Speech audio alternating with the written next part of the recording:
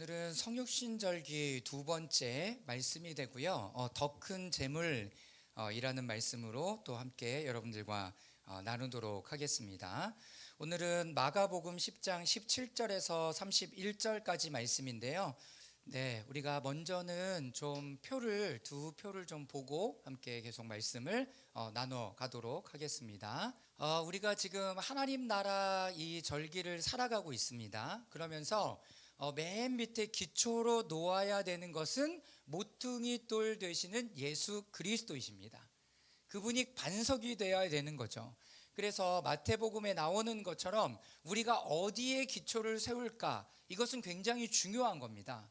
나에게 어떤 부분에 기초를 세우는 게 아니라 모퉁이 돌 되시는 예수 그리스도 위에 반석을 두고, 그리고 가장 중요한 것이 뭐냐면 성육신의 절기에 이 기초를 또 그 위에 놓습니다. 그러니까 예수 그리스도의 형상, 하나님의 형상, 구원의 완성을 이루어 갈 때 굉장히 중요한 게 뭐냐면 예수 그리스도가 우리 가운데 오셔야 돼요. 생명의 씨앗이 우리 가운데 뿌려져야 돼요. 그래야 이것을 보호하든지 지키든지 가시덤불을 걷어내든지 그럴 거잖아요. 그러니까 여러분들 마음 가운데 그 성육신의 은혜가, 성육신의 생명의 양식이, 생명의 씨앗이 여러분들에게 뿌려지는 것이 여러분 가장 기초가 되는 이야기가 됩니다. 그래서 예수 그리스도가 이 땅 가운데 오셨을 때부터 이제 어떻게 되냐면 예수 그리스도와 함께 죽고 예수 그리스도와 함께 살고, 그리고 성령 안에서 함께 일어나서 보좌에 앉으시고 함께 거하는 이런 하나님의 나라의 절기 기둥들이 하나씩 세워져 가는 거죠. 그럴 때 구원이 완성되어져 가는 거예요. 구원이 완성되어져 가는 거예요. 그러니까 내가 예수님 믿었다, 내가 뭘 했다가 아니라 내가 하나님의 그 시즌 가운데 계속 살아가고 있는가. 여러분, 구원의 절기도 마찬가지예요. 우리가 여기서 한 번 하면 끝나는 게 아니라 우리에게 맡겨진 그 일생을 사는 동안에 계속 구원의 절기가 계속 돌아가면서 하나님의 형상을 닮아가는 모습을 갖는 거예요. 그러니까 내가 지금 이 시즌은 어떤 시즌입니까? 성육신 시즌이에요. 예수님의 생명이 우리의 마음밭에 뿌려지기 위하여, 그것이 돌짝밭이든 가시덤불밭이든 그리고 길가밭이든 좋은 밭이든 그거는 중요한 이슈가 아니었어요. 중요한 건 무엇이라고 말씀드렸냐면 그 하나님의 말씀이 내 마음밭에 뿌려졌다면 그것을 지키고 인내하는 가운데 열매를 맺는 거예요. 지키고 인내하는 가운데 열매를 맺는 거지. 좋은 밭에 뿌려졌다고 해서 다 100배의 열매를 맺는 것도 아니에요. 30배, 60배, 100배의 열실이 다 따로따로 맺혀지는 거죠. 사랑하는 여러분, 하나님의 생명의 씨앗이 뿌려지기 위하여 이 성육신 시즌의 두 번째 주간을 어떻게 보내냐면 준비하면서 보내요. 우리 안에 하나님 앞에 나아가지 못하도록 방해하는 것이 무엇이 있는가? 또 걸림돌이 무엇이 있는가? 나에게 가장 큰 짐을 지우는 것이 무엇이 있는가? 이 부분들을 계속 하나님은 우리에게 말씀하실 거예요. 이것은 굉장히 실제적입니다. 다음 그림 보여주실까요? 네. 자, 성육신, 이 서방교회와 초대교회의 차이. 우리는 서방교회의 어떤 흐름 가운데 있는 교회죠. 자, 그리고 우리가 지금 계속 배우고 있는 것은 초대교회의 영적인 가르침들을 계속 배우고 있습니다. 자, 성육신의 대상이 뭐냐면 서방교회는 예수 그리스도에게만 한정되어 있어요. 이게 무슨 말이냐면 예수님이 정말 인간이 감당하지 못할 그런 일들을 하면 우리가 어떻게 도망가요? 그분은 예수님이니까 하셨지, 이렇게 도망가잖아요. 이게 바로 예수님께만 한정되는 거예요. 그런데 성육신의 사건은 그 생명의 씨앗이 누구에게도 뿌려지냐면 우리에게도 뿌려지는 거예요. 그래서 예수 그리스도와 하나 되어 나아가는 사건들을 우리는 경험하고 계속 변화되어져 갈 거죠. 그러니까 여러분들이 교회 열심히 다니는 것도 너무나 중요해. 나에게 맡겨주신 사역도 하는 것도 너무나 중요해. 그런데 플러스 여러분들의 기초 위에 하나님과 함께하는 것들이 있어야 돼요. 그 주님과 동행하면서 희노 애락이 다 있어야죠. 우리 가운데 기쁘기도 하고 슬프기도 하고 소망이 이를 때 다시 한번 소망을 향하여 우리의 발걸음을 내디뎌가기도 하고, 여러분 그것이 우리 가운데 예수 그리스도가 옆에 있기 때문에 그런 거죠. 사랑하는 여러분, 이 성육신의 은혜는 내가 그린 크리스마스를 준비하는 게 아니라 생명의 씨앗이 여러분들 가운데 뿌려지는 시즌이에요. 뿌려지는 시즌. 그러면서 여러분들에게 지난주에 뭐라고 요청하시던가요? 여러분들이 인간성을 회복하는 대가가 뭐였어요? 회복하는 대가, 버리라는 거예요. 내 부모나 자식이나 남편이나 아내나 이런 것들을 버리고 나를 쫓으라 하는 그 하나님의 말씀을 들으라고요. 왜 그것이 우리에게 짐을 지어주니까. 그런데 하나님은 계속 우리 가운데 뭘 해보라라고 말씀하신 줄 아세요? 맨 마지막 말씀이 셈을 해보라고요. 셈. 어떤 셈? 내가 지금 이렇게 버리는 것이 하나님을 향하여 어떤 것이 더 좋고 하나님이 더 나에게 어떤 것을 주실까에 대한 셈을 해보라는 거예요. 셈.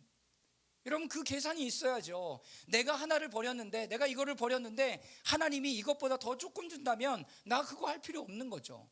오늘도 그 말씀이 연결되어져 갈 거예요. 연결되어져 갈 거라고요. 여러분, 이 말씀 가운데 여러분 실질적으로 여러분들에게 어떤 것이 다가오는지 보라고요. 어떤 것이 다가오는지, 내 마음 가운데 어떤 것이 삶의 중심이 되었는지 볼 수 있기를 바랍니다. 성육신의 범위는 어디냐면 서방교회는 예수님의 탄생만 하이라이트예요. 그래서 앞에 대림절 4주를 꼽기 시작한 게 얼마 되지 않았어요. 촛불을 하나씩 켜면서 이 어두운 세상에 촛불로 오시는, 빛으로 오시는 예수님을 하나하나 밝혀내요. 그리고 성탄절날 볼 5개를 다 비춤으로 말미암아서 우리 가운데 빛 가운데 임하시는 그 주님을 경험해요. 하루. 그런데 초대교회에서는 예수님의 전 생애가 우리를 하나님의 형상으로 닮아가는데 중요한 영향을 미쳤다라고 알고 그 삶을 살아가고 있었어요. 자, 성육신의 횟수는 서방교회는 한 번만 그래요. 나 예수님 믿었지, 구원 받았지.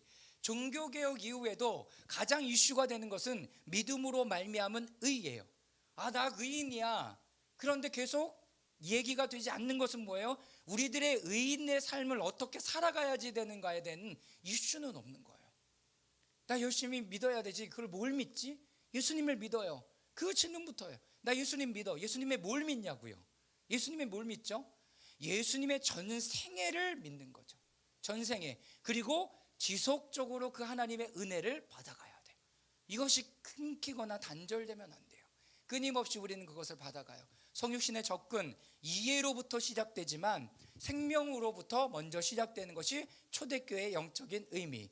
그러나 우리 가운데는 이 하나님의 말씀이 이해가 되는 부분들도 반드시 필요합니다. 성육신의 목적은 무엇이냐면 구원받기 위해서 하는 거예요. 서방교회는. 그러나 초대교회는 구원의 여정을 가는 거예요. 그래서 여러분들의 구원의 여정, 신앙의 여정을 하루만 끝나는 게 아니라 계속 여러분들의 신앙의 여정을 가는 거예요. 그래서 굉장히 오래전에 철로역정이라는 필그림 프로그레스, 필그림 여정이라고 얘기해요. 순례의 길을 가는 사람인 거예요. 여러분 모두는요, 순례의 길을 가는 사람이에요. 순례의 길을 가는 사람이에요. 내가 지금 어떤 것 때문에 여기에 멈춰져 있는가를 보시라고요. 내 순례의 여정은 계속 걸어가지고 있습니까?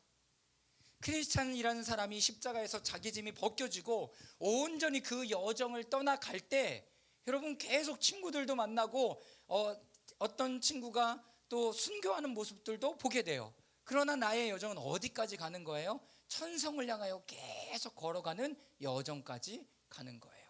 굉장히 통전적이죠. 우리의 전생에 우리가 계속 하나님 앞에 나아가는 것, 생명이 우리 가운데 뿌려지는 것, 그리고 구원의 여정을 걸어가는 것.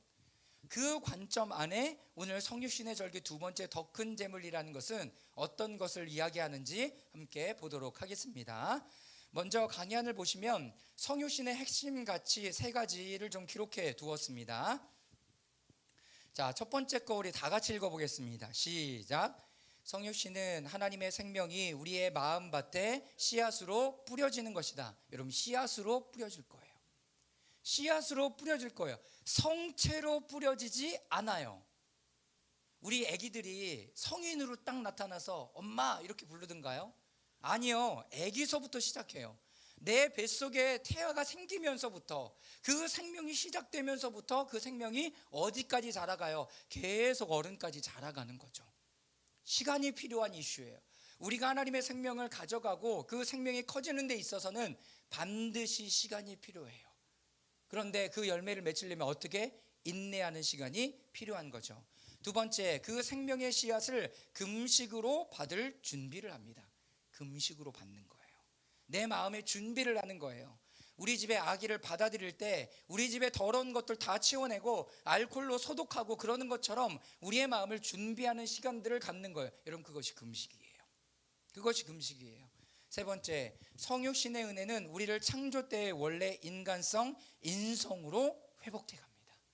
원래의 인성으로 회복해요. 그러니까 내가 어떤 사람인지 알아야죠, 여러분. 내가 여러분 어떤 사람인지 알아야 돼요. 각자가 어떤 사람인지 알아요. 하나님 안에서. 이것이 리프레임 처치에서 얘기했던, 초창기부터 얘기하고 계속 가져오는 세미나에서 얘기했던 거죠. 내가 누구냐는 거예요. 내가 하나님 앞에 어떤 존재냐는 거예요. 죄인입니까? 내가 예수님 믿었는데 여전히 죄인입니까? 아니죠. 나는 그리스도 안에서 의인이죠. 그리고 또 아담보다 더 훌륭한 예수 그리스도의 생명을 가진 하나님의 사람이에요.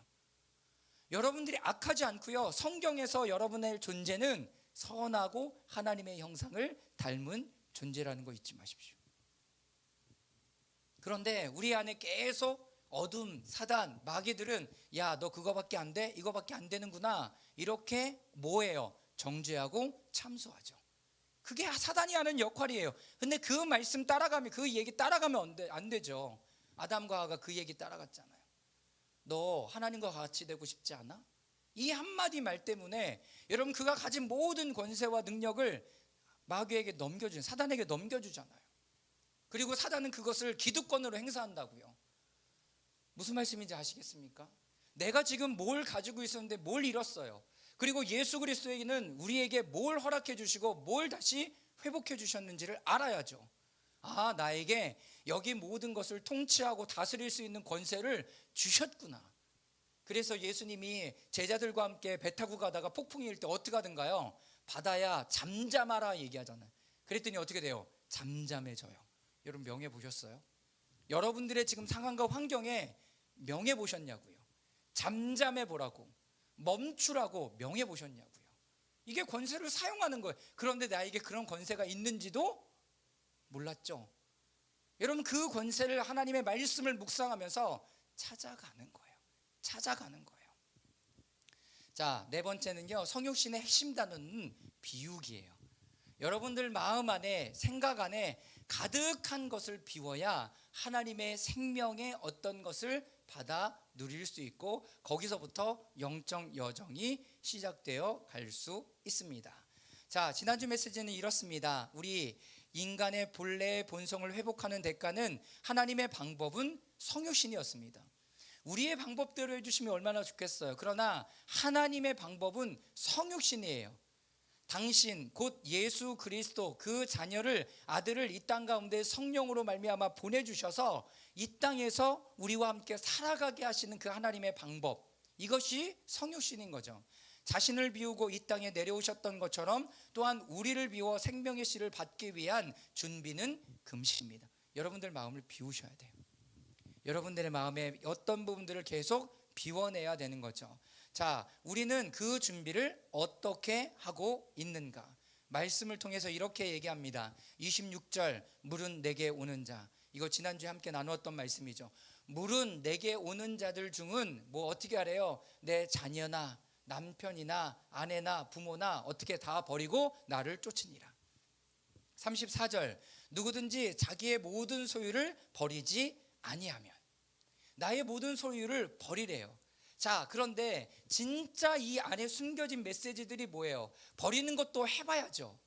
여러분들이 우리 재정 세미나 여기서 3주 하면서 정말로 여러분들이 가졌던 것들을 다른 사람에게 흘려보내는 일들을 해봤잖아요. 더 많은 금액을 해보는 것도 여러분들에게 유익하다고요. 왜? 비워져야 하나님이 채우시니까. 지금 그 부분들을 말씀하시는 거죠. 여러분, 이 말씀이 그러면 되는구나가 아니라 지금 여러분 한 사람 한 사람들에게 하나님이 어떤 부분을 제안하고 있고요, 여러분들은 버려야 될 것들을 가지고 고민하고 있다는 거예요. 그런데 두려움과 걱정과 근심 때문에 못 버리는 거죠. 이것은 관념이 아니라 실제입니다. 내 삶에 하나님의 어떤 것들을 따라갈까? 아니면 나에게 약속된 어떤 것들을 해갈까? 이것이 계속 싸우고 있는 거예요. 내가 내 마음을 다해 주님을 따르려고 할 때 그 중심을 어디에 두고 있었는지를 알게 하신다. 아, 내가 지금 여기에 두고 있구나. 여기에 두고 있구나. 이거를 알아차리라는 거죠.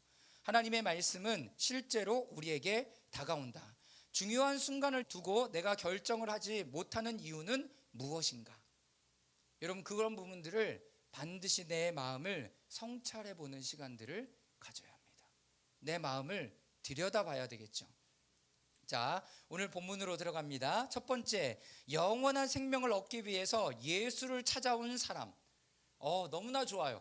영원한 생명을 얻기 위해서 이 사람이 예수님이 어디로 가시려는데 막 쫓아와서 예수님 앞에 무릎을 꿇고 얘기해요. 예수님, 제가 영원한 생명을 얻으려면 어떻게 해야 되겠습니까? 라고 물어요. 너무나 직설적이죠. 내가 지금 영원한 생명을 갖고 싶은 거야. 근데 이 사람 어떤 사람이에요? 부자였어요. 그런데 다른 병행 본문에 보면 이 사람은 청년이었대요. 그리고 관원이었대요. 젊은 부자, 관원, 부자가 이 사람이 영생을 얻고 싶어 해요. 다 가진 거죠. 트리플 크라운인가? 돈도 가졌어, 명예도 가졌어, 젊어, 그리고 영생도 가져. 4 크라운이네. 이 모든 것들을 가지려고 하는 거예요. 그게 나쁜가요? 아니요, 나쁘지 않아요. 그런데 이 모든 것들을 갖는다고 모든 일이 해결되는 게 아니라 그 안에 중심이 되는 것에 포커스되어 있지 않으면 언제든지 흔들려 버릴 수 있는 여지가 있다라는 거예요. 선하신 선생님, 내가 영원한 생명을 얻으려면 무엇을 해야 합니까? 예수님의 대답은 심플했습니다. 내가 알고 있는 계명을 잘 지켜라. 내가 알고 있는 계명이 뭐예요? 여러분들이 알고 있는 계명이 뭐예요? 율법을 잘 지키고 있는 사람, 지금으로 표현하면 교회도 잘 다니고 예배도 잘 드리고 일상에서 큐티도 시키는 대로 기도와 중보기도 섬김도 잘해요. 윤리적으로도 잘 지켜요. 법에 저촉되지 않게 살아왔고 부모님 또한 잘 공경하는 사람, 어디 하나 뭐라 할 것 없는 그런 사람이에요. 율법 잘 지키는 사람. 예수님이 이 사람이 뭐라 그랬습니까? 나는 어려서부터 이 모든 것을 다 지켰습니다. 와, 훌륭한 사람이야. 가문이 정말 좋은 사람이야. 다 지켰대.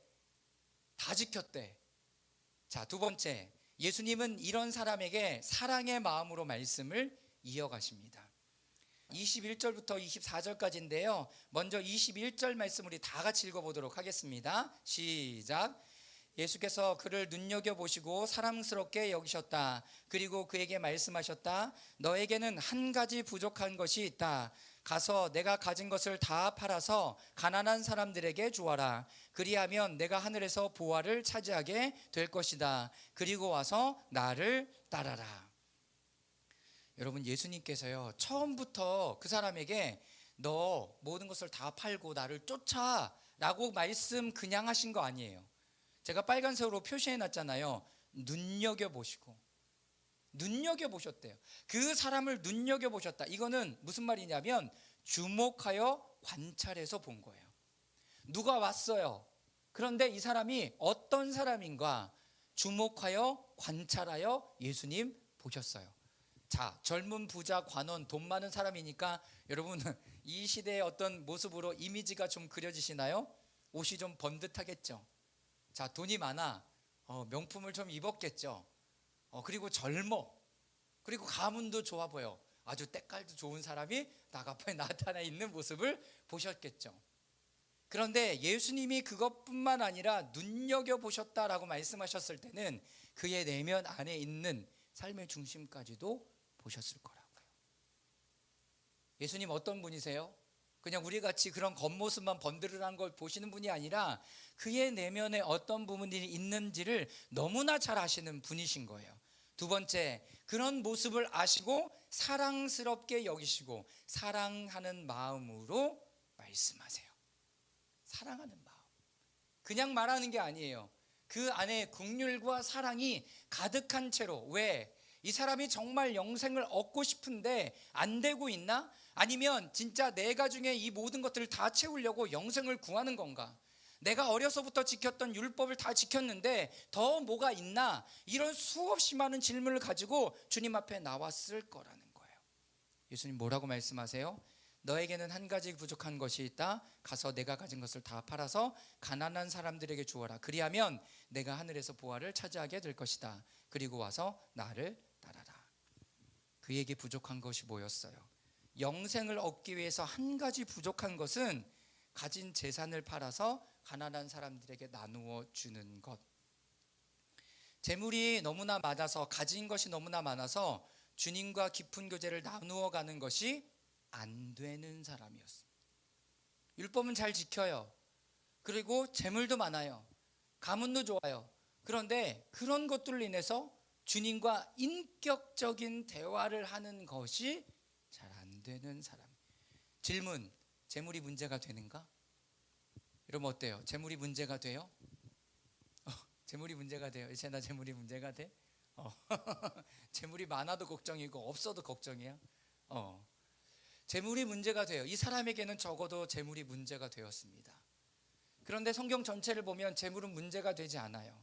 내 마음의 중심이 바로 하나님 앞에 서 있다면, 이 재물을 하나님께서 주신 것을 알고 올바른 곳에 흘려보낼 이런 부분들이 된 사람에게는 재물이 문제가 되지 않아요. 그러나 이 재물 때문에 내가 묶여 있고 갇혀 있고 눌려져 있다면 이 재물은 나에게 방해가 되는 부분이 되는 겁니다. 적어도 이 사람에게는 그렇죠.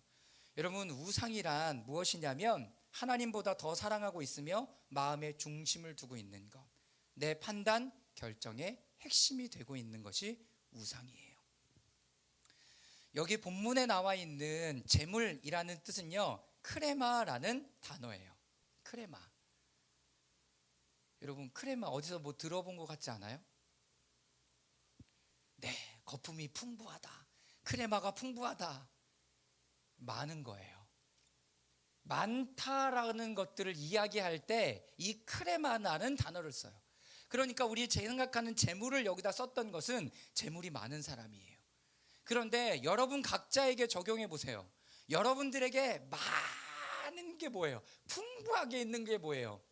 걱정이 풍부해요? 이런 게 될 수가 있어요. 가족이 너무나 많아요? 아니면 내가 해야 될 일이 너무나 많아요? 이거 얘기할 때 크레마라는 단어를 쓰는 거예요. 풍부하다, 많다라는 단어를 쓸 때. 그러니까 여기서 단순히 말하는 것들은 재물만 얘기하는 게 아니라 내 안에 하나님보다 더 많이 차지하고 있는 어떤 것을 지금 이야기하고 있는 거예요. 우리가 이해하기 쉽게 재물이라는 이야기를 했지만 우리 안에 더 하나님보다 더 많이 차지하고 있는 게 뭐냐고요. 어떤 사람은 찌르면 예수님 복음 증거하는 거, 이런 것들 얘기 나오는 것처럼 이 사람의 마음에는 찌르면 뭐가 나왔을까요? 돈에 관한 얘기가 계속 나왔을지도 몰라요. 후쿠오카에 아울리치 갔을 때 거기에도 선교사님하고 이제 교제를 하고 아울리치를 가는데 이분은 찌르면 전도예요. 찌르면 전도. 그리고 버스를 타고 가다가 사람이 저기 보인다. 그럼 버스 무조건 세워. 그리고 여기 2명 내려서 전도. 이렇게 가다가 또 사람이 나타나면 저기 내려서 2명 전도. 이렇게 쏙쏙쏙쏙 막 보내. 우리 어디서 모여? 그런 거 중요하지 않아. 전도하는 게 중요해. 그렇게 하셨던 분이에요. 그리고 오전 전도, 오후 전도가 다 끝나고 세븐일레븐 가서 아이스크림 하나씩 먹고 가죠. 그리고 우리 식구들을, 지체들을 다 태우고 들어갔는데 거기에 가서 다 아이스크림 고르고 있고 과자 고르고 있는데 선교사님 뭐 하고 있는 줄 아세요? 거기 직원하고 전도하고 있어요. 이 사람의 마음에는 전도가 가득 찬 사람이에요. 제가 잊혀지지가 않아요. 잊혀지지가 않아요. 여러분, 우리의 마음에 가득 찬 것이 무엇이냐는 거예요. 하나님이 그것을 지금 말씀하고 계시는 거죠. 예수님은 너에게 내 마음의 중심이 무엇인지, 재물, 많은 것, 내가 재물이라고 여기는 것, 능력, 달란트, 은사, 경험들, 이 모든 것을 다 다른 사람들에게 나누어주고 나를 쫓으라라고 이야기를 합니다. 자, 그런데 제가 이번 주에 이 말씀을 준비하면서 다시 찾아진 말씀이 바로 이거예요. 21절 말씀의 후반부에 그리하면 내가 하늘에서 보화를 차지하게 될 것이다. 재물이라고 얘기했을 때 이 사람의 걸림돌이 되는 게 재물이었는데 이것을 버리고 주님을 쫓을 때 하늘에서 내 보화가 가득한 것을 볼 수 있다, 안다, 너에게 차지하게 될 것이다 라고 이야기한다라는 거예요. 여러분, 여기서 우리는 굉장히 중요한 비밀 하나를 깨달을 수 있습니다. 하나님께 그리고 다른 사람들에게 나누어 준다고 내가 이 모든 것들을 다 못 갖는 게 아니라 이 마음의 중심에 하나님 것들을 가득 채우고 다른 부분들을 다 내보내었을 때 하나님께서 우리에게 주시는 보화가 있다는 것을 알게 된다는 거예요. 알게 된다는 거예요. 지난주 마지막 말씀의 끝이 뭐라고요? 셈해보라고요. 무슨 셈? 다른 사람들이 나를 공격할 때 내가 가진 인원으로 싸울 수 있는가, 이것들을 비교해보고 셈해보라는 거죠. 내가 진짜 이것을 버렸을 때 하나님께서 이 모든 것들을 나에게 허락해 주실 건가? 여러분, 이 경험이 없으면 하나님께 드릴 수 없어요. 왜? 걱정과 근심이 내 마음 가운데 더 많이 찾아오거든요. 여러분, 오늘 본문 말씀의 굉장히 중요한 포인트가 바로 이거예요. 세 번째, 우리는 중요한 것을 알 수 있다. 내가 소중히 여기고 마음의 중심이 되는 그 재물, 그것을 사람들에게 나누어 주고 주님을 따를 때 그분이 우리에게 주시는 것은 하늘에서 보화다라는 거예요. 하늘의 보화다라는 것을 우리에게 알려주세요. 자, 여기서 얘기하는 이 보화는 뭐냐면 저축된 것, 부보물이에요. 저축된 거. 뭐가 떠오르세요? 내가 하나님 앞에 버릴 때마다 하늘에서 또 우리 가운데 하나님의 것들이 계속 저축되고 있는 거예요. 저축되고 있는 거예요. 누가복음 12장 33절에는 이렇게 되어 있습니다. 너희의 소유를 팔아서 자선을 베풀라. 너희는 자기를 위하여 낡지 않는 주머니를 만들고 어디에다 없어지지 않는 재물을 쌓아두라. 거기에는 도둑이나 좀의 피해가 없다. 자, 이 말씀은 우리의 심중에 세상에 대한 생각을 집어넣지 말고 하늘에 있는 것을 넣으라, 즉 말씀대로 생각하고 느끼도록 하라는 뜻이에요. 내 마음의 중심에 하늘에 하나님의 말씀을 심으라는 거예요. 우리가 지금 하루 씨앗 하잖아요. 그러면서 우리에게 하나님 오늘 무엇을 심으라고 하시는가? 아버지 하나님의 사랑, 하나님이 우리와 함께 하실 때 그분의 성품을 우리 마음 가운데 심을 때 담대함, 여러분, 이런 것들을 하나하나 심는 거예요. 이걸 어떻게 우리의 마음의 중심에 심는 거죠. 그러면 그것이 자라고 열매를 맺게 될 거라는 거죠. 자, 너의 소유를 팔아 낡아지지 않는 주머니를 만들라. 보물함에 하늘의 것을 쌓아두면 이 땅에서 필요한 물질은 얼마든지 얻을 수 있으니 소유에 대한 자신의 생각에 그 보물함에 쌓아둠으로써 물질에 묶인 삶을 살지 말라라는 거예요. 여러분 마음에 뭐 있느냐고 물어보는 거예요. 하나님의 마음을 심었는가? 아니면 내가 해야 되는 어떤 것들을 많이 지금 생각하고 담아두고 있는가를 물어본다라는 거예요. 그런데 마음에 두었다는 건 뭐예요? 거기에 내가 묶여져 있다라고 얘기해요. 내 마음에 계속 생각되고 이게 작동된다는 거는 내가 거기에 묶여져 있다라고 이야기하는 거예요. 묶여져 있는 거죠. 그러면 이것들을 풀어내고 하나님의 것들을 담으려면 어떻게 해야 돼요? 하나님의 말씀을 심어야 되겠죠. 무슨 말씀인지 이해가 되십니까? 지금 성육신지간 다음 주부터 성육신지간 주간 첫 번째를 들어갈 때 왜 2주에 지금 이거 얘기하고 있나요? 우리의 마음에 가득한 거를 비워내라는 하나님의 말씀인 거예요. 하나님의 말씀이죠. 자, 이와 같은 맥락이 오늘 본문에도 또 이렇게 기록하고 있습니다. 자, 29절 30절 말씀 저와 여러분들이 다시 한번 읽겠습니다. 시작. 예수께서 말씀하셨다. 내가 진정으로 너희에게 말한다. 나를 위하여 또 복음을 위하여 집이나 형제나 자매나 어머니나 아버지나 자녀나 논밭을 버린 사람은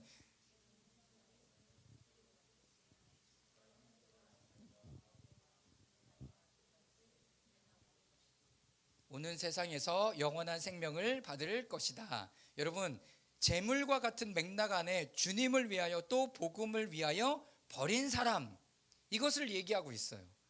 재물, 이것을 버리다, 보내다라는 단어의 강세적 형태인데요. 떠나다, 하게 하다, 혼자 있게 하다, 따로 고생하다, 포기하다, 이런 의미를 가지고 있어요. 버리다라는 것은요, 내가 포기하는 거예요. 근데 그 포기하는 것 안에는 뭐가 붙어 있어요? 여러분 죄송하지만 고생이 있어요. 혼자 있어요. 그리고 어떻게 떠나요. 이런 부분들이 필요하다는 거예요. 그런데 30절 말씀에 이것에 대한 보상이 기록되어져 있어요. 여러분 이것을 보고 계신가요? 30절 말씀 제가 다시 한번 읽어보도록 하겠습니다. 지금 이 세상에는 박해도 받겠지만 집이나 형제나 자매와 어머니나 자녀와 논밭을 몇 배나 받는데요? 100배나 받는데요. 자, 100배의 결실이 어떤 밭에서 맺혀졌던 횟수죠? 좋은 밭에서 열매가 맺혀지는 거예요. 자, 요 그림이 그려지세요. 100배나 받는데요. 어떻게 할 때? 내 안에 묶여져 있고 근심되고 내가 계속 어떻게 하고 있는 부분들을 비워내고 하나님의 것들을 세워갈 때. 근데 나는 그것을 할 수 없고 챙겨야 되고 어떻게 할 수 없으니까 나는 붙들고 있다라고 생각하는데 하나님은 우리에게 뭐라고 말씀하시는 줄 아세요? 내가 그거 할 거야 라고 얘기해요. 내가 그거 할 거야 라고 말씀하시는. 그런데 나는 내가 해야 되기 때문에 그걸 붙잡고 있는 꼴이 되는 거라고요. 그러니까 하나님의 어떤 것들이 이루어지지 않는 거예요. 사랑하는 여러분, 이 땅에서 받는데요, 이 세상에는 박해도 받겠지만 집과 형제나 자매와 어머니나 자녀나 논밭을 100배나 받을 것이고, 이 세상에서 받는데요, 여러분들이 살고 있는 데서 받는데요, 여러분들의 어머니나 부모님들의 자녀들이 어떻게 하나님의 영적인 자녀로 함께 되는 것을 경험하게 될 것이라고 지금 말씀하시는 거라고요. 내가 한다고 되는 게 아니라 하나님께서 일해 주셔야 된다고. 그러려면 하나님께 올려드려야죠. 하나님께 올려드리고 재정도 남편과 아내도 자녀들도 지금 여기에 있는 부분들을 하나님 앞에 올려드리고 하나님께서 일해 주십시오 라고 의탁할 때 하나님께서 그 자녀들을, 그 모든 것들을 하나님의 영적인 자녀로 변화시켜서 우리에게 다시 허락하실 때는 그것이 더 풍성하게 되는 거예요. 더 풍성하게 된다. 여러분, 우리가 그렇게 함으로 박해가 있겠지만 진정한 집, 진정한 형제자매, 영적 어머니와 자녀, 하나님의 땅, 무엇보다도 오는 세상에서 영원한 생명을 받게 될 것이다 라고 이야기를 하십니다. 지난주에 말씀을 가지고 한 주간 엄청나게 고민하고 근심하고 우리가 불편해하고 그런 시간들을 보냈잖아요. 그런데 오늘도 동일하게 이 말씀을 통해서 우리에게 주시는 건 뭐예요? 더 깊은 것을 풀어내시면서 나에게 맡기라라는 말씀을 하나님께서 우리에게 주세요. 나에게 맡기라고, 하나님께 드리라고. 내가 가지고 있고 내가 붙들고 있지 말고 하나님 앞에 드리라고. 그것이 재물이든지 그것이 어떤 것이든지 하나님 앞에 드릴 때 하나님께서 거기를 통치하고 다스리는 거죠. 그래서 진정한 영적의 집이 거기에 세워지는 거예요. 영적인 부모와 자녀가 거기에 세워지는 거예요. 영적인 자녀들이 거기에 세워지는 거예요. 그래야 하나님의 나라가 거기 가운데 임하는 것을 볼 수가 있는 거예요. 일타 강사들을 보면서 다 갈아 넣었대. 다 갈아 넣으니까 다 지금 본인들의 몸과 마음이 엉망진창이 되죠. 갈아 넣으면 안 돼요. 하나님께 드려야지. 갈아 넣으면 안 돼요. 우리는 우리의 모든 지혜와 이해, 또 우리가 매우 가치 있는 것을 받기 위해 스스로 자격을 갖추려고 하는 그 어떤 시도들로 얻을 수 있는 것보다 훨씬 더 소중하고 귀중한 것에 접근하려고 하고 있습니다. 우리가 하는 것보다 더 소중한 것에 접근하려고 하고 있습니다. 말씀에 대한 실제의 행동, 움직임과 결단, 그 시점에 우리가 그분을 만날 수 있기 때문입니다. 그 위치에서, 우리의 자리에서 우리는 온 마음을 다해 그분을 사랑할 수 있으며 충성스럽고 진실한 마음으로 그분을 따를 수 있습니다. 왜냐하면 그분은 우리를 향한 당신의 사랑 때문에 하늘로부터 오셨기 때문입니다. 여러분들과 함께 계시기 위해서 오신다고요. 함께 계시기 위해서 오신다고요. 성육신을 기대하며 준비하는 방법이 금식과 기도입니다. 이 절기는 금식과 순복, 그리고 우리가 갖고 있는 것들, 이 물질적인 것 외에도 개인적인 것들을 모두 포함하는 것을 포기하고 내려놓고 하나님 앞에 올려드리는 절기가 됩니다.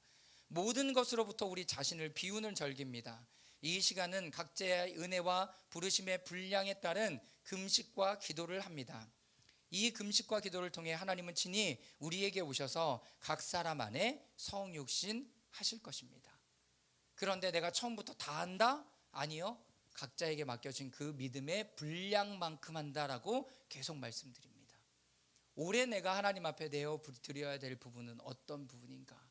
이 부분을 고민하면서 그 다음에 링크를 좀 드렸습니다. 여러분들은 좀 오늘부터 내일 그리고 주일날 만나서 우리 예배 드릴 거지만 그 한 주간 수요일까지 요 기도 제목들을 받을 겁니다. 내가 이 성육신 시즌을 준비하면서 하나님 앞에 내 마음의 어떤 부분들을 비워내야 될 것, 뭘 비워야 하는지 아시겠죠? 내 마음에 풍부하게 너무나 많이 가지고 있는 것, 생각, 마음, 그리고 우상으로 자리 잡고 있는 것, 내가 어떤 것들을 결정할 때 판단의 기준이 되는 것, 여러분 바로 이런 부분들을 금식하면서 나아가는 거예요. 여러분 그것이 자식일 수도 있어요. 부모일 수도 있어요. 남편과 아내일 수도 있어요. 여러분 그런데 그런 부분들을 버리고 뭐 어떻게 하라라는 얘기가 아니라 하나님 앞에 올려드리라고요. 내가 어떻게 하려고 애쓰지 말고 하나님의 지혜와 마음을 받기 위하여 내가 붙들고 있는 게 아니라 하나님 앞에 올려드려야 될 것은 무엇이 있는가를 반드시 점검하시라고요. 반드시. 여러분 오늘 말씀이 그렇게 우리를 인도하고 계십니다. 다음 주부터는 하나님의 경륜에 대한 이야기를 함께 나누게 됩니다. 하나님의 경륜, 하나님의 계획, 하나님께서 우리를 향한 계획, 이 세상을 향한 하나님의 계획이 뭡니까? 여러분 구원하시는 거예요. 그리고 하나님의 나라가 하나님의 주권과 통치와 다스림이 편만하게 펼쳐지는 거라고요. 충만하게 나타나는 거라고요. 그러려면 우리가 하나님과 어떻게 하고 있어야 돼요? 연합해 있어야 돼요. 하나 되어 있어야 돼요. 그것이 세례예요. 그것이 세례라고요. 세례 받을 때 내가 예수 그리스도와 함께 죽고 함께 부활하고 함께 하늘의 자리에 앉히는, 그리고 성령님이 우리 안에 내주하시는 사건, 이것이 성육신의 하나님의 놀라운 역사가 계속 우리 가운데 계속 깊어지는 시간들을 갖게 되는 거죠. 자, 오늘 말씀을 기억하면서 잠깐 한 5분 정도 침묵 가운데 기도하는 시간들을 좀 갖도록 하겠습니다. 여러분 마음에 머물러지는 메시지가 어떤 메시지입니까? 어떤 부분이 멈춰집니까? 내가 하나님 앞에 올려드려야 되는 영역들은 어떤 것들이 있습니까? 여러분 그 부분들을 하나님께서 말씀하시고 하이라이트 하셨다면 여러분 내어드리는 좀 연습을 좀 해보세요. 포기하는 훈련을 좀 해보세요. 이것이 지난주에 말씀드렸던 거죠. 여러분 그 안에 내가 하나님의 것들을 취할 때 다 버려지는가? 아니요. 하나님은 우리에게 하늘의 보화가 쌓아진다 라고 말씀하시고, 이 세상에 박해도 받겠지만 집과 형제와 자매와 어머니나 자네나 논밭을 100배나 받을 것이고 오는 세상에서는 영원한 생명을 받을 것이다 라고 말씀을 하고 계세요. 자, 우리가 하나님 앞에 거하며 잠시 주님과 동행하는 시간